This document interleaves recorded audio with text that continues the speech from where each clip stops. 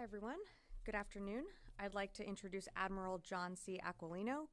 Specifically, since the fall of 2021, we have seen more than 180 such incidents, more in the past 2 years than in the decade before that.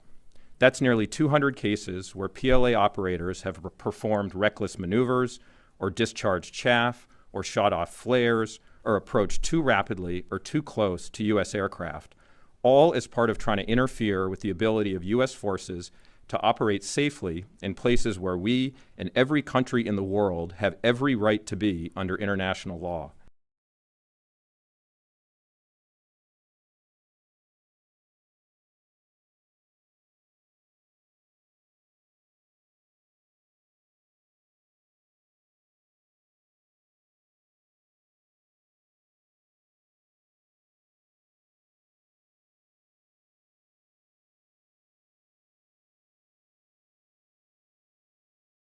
As the Joint Force Commander, I'm most concerned about the potential for accidents, the way Dr. Ratner explained them.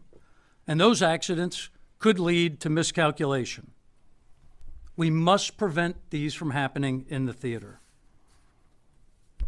So let me be clear. Intercepts happen every day around the world.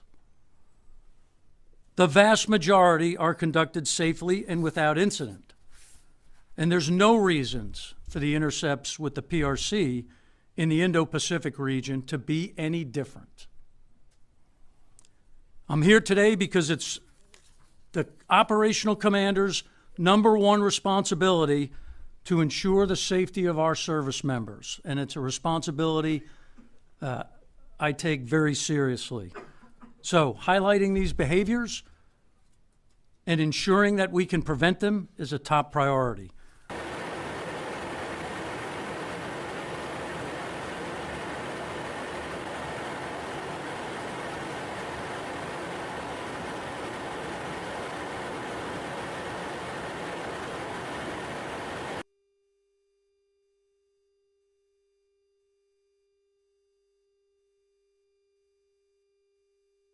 The examples released by the Department today may each look different, whether in terms of the distance between the lawfully operating U.S. asset and the PLA asset engaged in coercive and risky behavior, or in terms of how exactly the PLA asset behaves in any given interaction.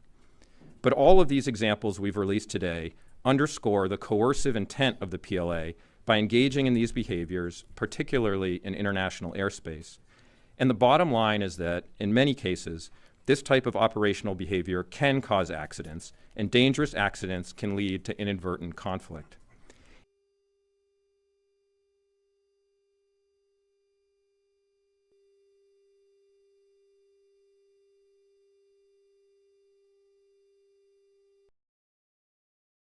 Against U.S. aircraft operating lawfully in international airspace in the East and South China Sea regions. We will release these videos and images later this afternoon. And with that, I'll turn over to Dr. Ratner. Okay.